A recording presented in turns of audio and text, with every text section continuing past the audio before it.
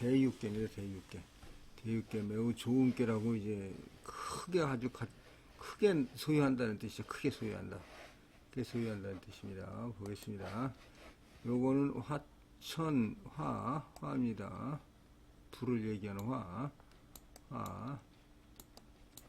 태양을 얘기하는 화천대유입니다. 우리가 천화동 이게 일로 가고 이렇게 있는 것이 천화동인이었죠. 지금 천화죠. 천화동인께에서 우리가 화가 위로 올라가고 천이 밑으로 내려와서 화천대유가 됐습니다. 화천대유. 자, 크게 소유한다는 거죠. 크게 소유한다는 겁니다. 자, 보겠습니다. 좋은 깨죠. 자, 요거는 초구입니다. 초구. 요거는 92죠. 요건 93입니다. 93. 94. 65입니다. 65. 상고입니다. 상고. 그래서 여기에 그 부드러운 유의 군주가 이 양을 5개를 소유하고 있기 때문에 크게 소유하고 있다. 그런 뜻이 되겠습니다. 그래서 몇 개 안 되는 좋은 뜻이다. 군자가 이것을 얻는 것을 가장 그 좋은 꾀 중에 하나로 보았습니다.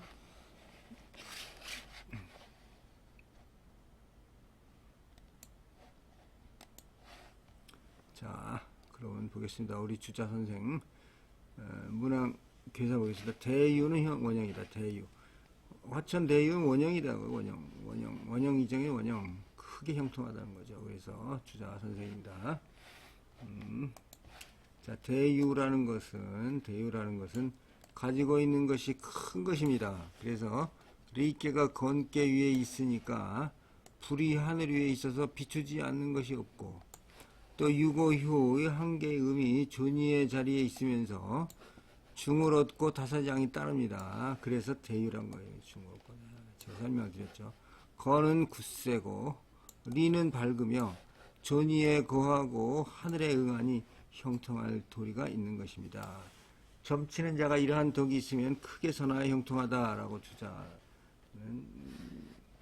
얘기하고 있습니다. 자, 설명 한번 더 보겠습니다. 대유께는, 이거 제 설명입니다. 성현이 오묘한 작용에 높이 다다른 것입니다. 즉, 한 음이 존의에 거하여 여러 양이 이에 응하니까 사물들이 돌아오는 바인데, 위아래가 응함이 대유의 뜻이니 대유는 성대하고 풍성하게 소유한 것이 되겠습니다. 계사전에는 하늘의 도움을 받는 자는 순응하기 때문이고 사람의 도움을 받는 자는 신뢰하기 때문인 것입니다. 신뢰를 실천하고 순응하길 생각하며 다시 한번 현명한 자를 숭상합니다. 이런 까닭에 하늘이 도와서 길하고 이롭지 않음이 없는 것이다 라고 하고 있습니다. 믿고 순응하고 현자를 숭상하는 것이 바로 대유육오효의 도입니다. 쉬워서 갖출 것이 없음은 육오효를 순응하기 때문이고, 그 신뢰로서 교류하는 것 같으면 육오효의 믿음 때문이고, 여러 양이 거기에 기여하는 것은 육오효가 현자를 숭상하기 때문입니다. 자, 이거에 대해서 자, 정희천 선생 주석 보겠습니다. 자, 괴의 재질이 크게 선하여 형통할 수 있는 것입니다. 무릇 괴의 덕은 괴의 명에 저절로 그 뜻이 들어있는 것이 있으니, 비는 길하다라는 것과 겸은 형통하다라는 것이 이것이고, 괴의 뜻에 따라서 곧 여러가지 훈계를 적은 것이 있으니, 사계의 산은 올바르게 하여야 하니 장인이어야 길하다는 것과, 동인계의 사람과 함께 하되 들에서 하면 길하다 하는 것이 이것이요, 이 괴의 재질을 가지고 말한 것이 있으니 대육계는 크게 선하여 형통하다라는 것이 이것입니다. 강건하고 문명하며 하늘에 응하고 때에 맞게 행합니다. 그렇기 때문에 이것은 바로 원형한 것이다. 이렇게 설명을 하고 있습니다. 자, 이거에 대해서 우리 왕부지 선생 어떻게 설명하고 있나 보겠습니다. 왕부지 선생은 주석이 깁니다. 대유는 많고 큰 것을 소유할 수 있음을 의미하는데, 이 대는 이께의 양효를 말합니다. 즉 유고효가 부드러움으로써 존귀한 지위를 차지한 채 묻 양효들을 통합하여 군주가 되어 있으니 그가 소유한 것들은 모두 큽니다. 그래서 또한 크도다 그 소유함이요 라고 하는 의미가 있는 것입니다. 으뜸되고 형통하다라는 시작이면서 형통하다는 의미인데 묻 양효들이 삥 둘러싼 채 모여 있으니 쉽게 자기 소유로 굴복되지 않는 형국이나 유고효가 자기의 마음을 비운 채 부드러움과 순종함으로써 이들을 품에 안으며 모이게 합니다. 그래서 그에 대한 혐의나 방해 요소는 모두 사라져서 통하지 않음이 없게 되는데 이 대유계는 개창의 시초를 상징합니다. 그래서 부드러움의 도로서 사람들의 뜻함을 통하게 하여 묻 현인들이 자신에게로 기이하니 그 영향이 신속히 퍼져나갑니다. 바로 이를 시작함에 있어서 형통함인데 그리고 묻 굳센 이들이 오직 한 사람에게만 능수능란한 자신들의 능력을 바치니 건도가 크게 행해지는 것입니다. 그러므로 이 계에서는 건깨의 으뜸됨과 형통함이 덕이 있는 것입니다. 그런데 이 계에서 건깨의 다른 덕들인 이로움, 올고름에 대해 일요움이나 고돈도리를 지킨다는 것에 대해서 말하지 않는 까닭은 유고효가 굳셈과 과단성이 없는 채 중앙의 위를 차지하고 있으니 완전히 의로움을 할취할 수도 없고 또 묻 선함들을 자신이 소유할 수는 있지만 정작 그 선함들에게 소유가 될 수 없어 물들을 이롭게 하기에는 부족하기 때문입니다. 부드러움으로써 물들이 실정에 순종할 수는 있지만 세상의 모든 변함을 지탱하지는 못합니다. 그래서 범연하게 묻 있는 것들에 응하고는 있지만 하나라도 쫓지 않는 이가 있다면 그 올바름은 경고하지 못하는 것입니다. 이 대유계의 덕은 제왕이 이것을 가지고 군웅을 굴복시키고 많은 선비들을 편안하게 하여 온 나라의 사람들을 자신에게 귀속시키는 것입니다. 그리하여 이러한 것들이 이미 이루어진 뒤라면 엄격하게 통제함이나 나라의 풍조나 습속을 바꾸는 일 따위는 그다지 서두를 일이 없습니다. 또 군자는 이러한 덕을 발휘하여 자신의 뜻함을 겸손히 하며 속마음을 비운 채 많은 것을 듣고 알아서 덕을 더욱 넓혀야 합니다.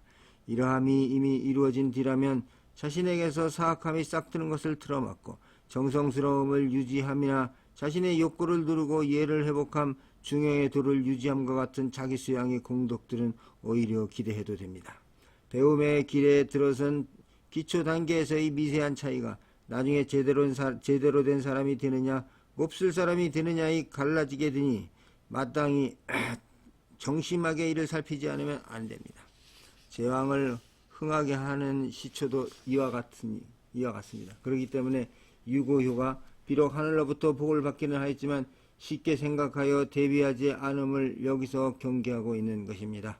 그런데 지금 괴사에서 이 말이 생략된 것은 괴사전에서 말하는 괴효사에는 험난함도 있고 평이함도 있다라고 함에 해당이 됩니다. 그리하여 괴체는 간결하고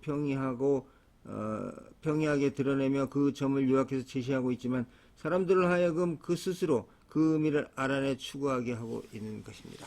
이렇게 항부지는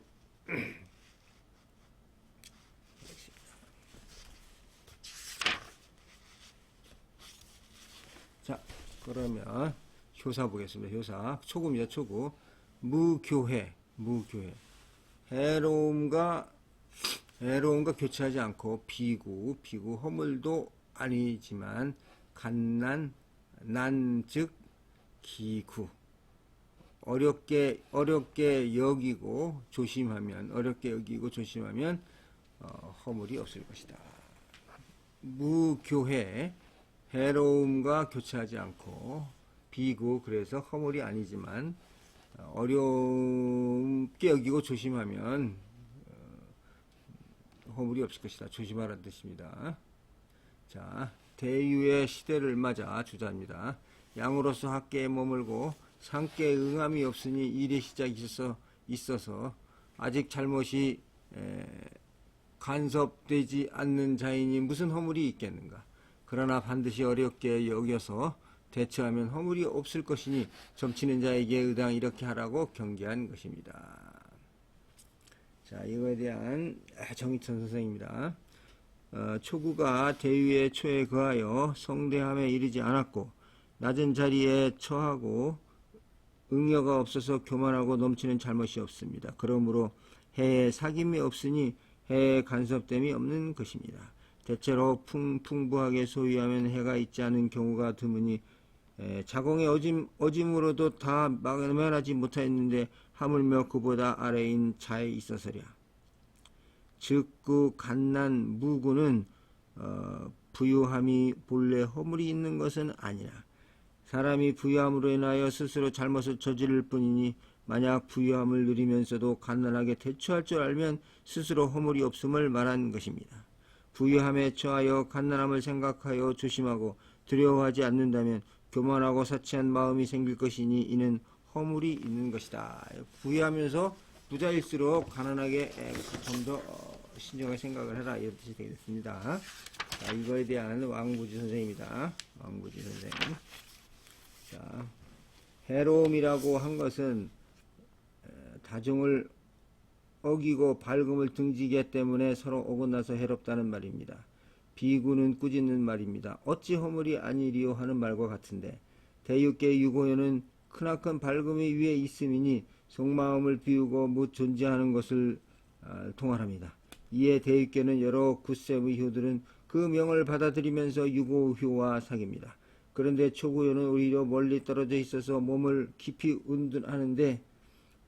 음둔하고 하는 곳에 두고 있습니다. 그래서 그만 그 굳셈이 오만을 떨어 위로 유고와 사기려 들지 않는데 그래도 유고는 마음을 비우고 그를 초빙하기까지 하니 그에게는 현자를 잃어버리며 허물이 있지 않습니다. 그렇다면 이 허물이 이 초구효의 잘못이 아니고 누구의 잘못이겠습니까? 기왕의 일이 이르된 경우에는 반드시 백이숙제처럼 주나라와의 인연을 완전히 끊고서 슬픈 노래를 부르며 기아에 굶주리거나 일찍이 강구함을 대비하여 이에 대해 전혀 마음을 쓰지 않아야 합니다. 이러한 뒤에야 허물을 면할 수 있습니다. 그렇지 않고 이광이나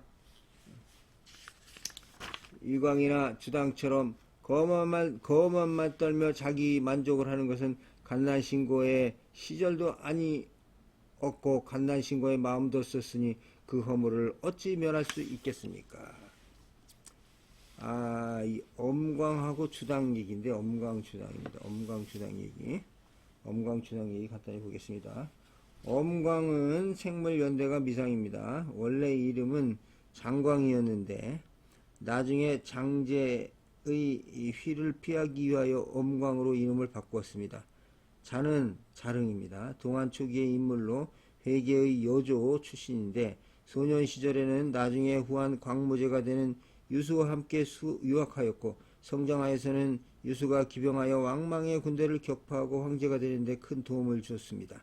그러나 서기 25년 유수가 황제가 되어 모든 것을 손에 넣자 엄광은 이제 자신은 더 이상 필요 없다고 여긴 나머지 이름을 숨기고 부출산에 응가하며 농사로 낚시로 세월을 보냈습니다. 광부제가 그의 은혜와 현명함을 그리하여 그를 초빙하였으나 그는 아예 종족을 감추었는데 겨우 그를 찾아내어 세 번째로 초빙하였을 적에 엄광은 마지못해 이에 응하였습니다.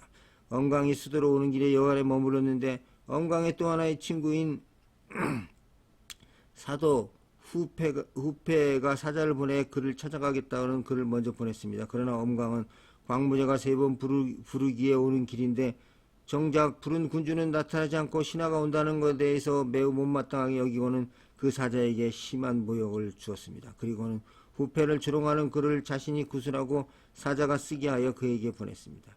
이 사실을 보고받은 광무제는 자신이 나서면 안 된다고 판단하고 친히 역관에다가 그를 마중하기로 하였습니다.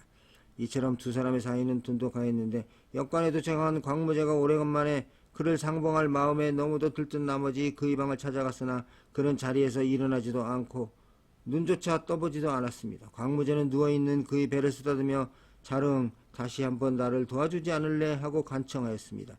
그러나 그는 묵묵부답이었습니다. 한참이 지난 뒤 엄광은 사람마다 각기 뜻한 바가 있는 것입니다. 어찌 꼭 나를 불러서 쓰려고 하십니까? 하고는 눈을 감은 채 다시는 대꾸조차 하지 않았습니다. 너무나 실망한 광무제는 자릉 그다지도 나의 신하가 되는 것이 마땅치 않은가 하고 탄식하였습니다. 그리고는 자신의 바람을 이루지 못한 채 그곳을 떠날 수밖에 없었는데 왕부지가 지적하는 엄광의 문제점이 바로 이 장면에 있는 것 같습니다. 엄광의 이러한 고절은 훗날 송나라의 범종엄에 의해 높이 평가받는다. 범종엄은 또한 광부제의 구강에 대해서도 높이 평가하였는데 엄광이 응가하던 부춘산에 엄광을 기리는 사당이 있었는데 범중엄은 이것을 증수하고는 그 키에다가 선생의 마음은 해와 달보다 높았고 광무제의 궁량은 세상을 밖에서 휩쌀 정도였네 라고 모사하였습니다. 자, 여기까지 하고 나머지 9인은 다음 시간에 하도록 하겠습니다. 감사합니다.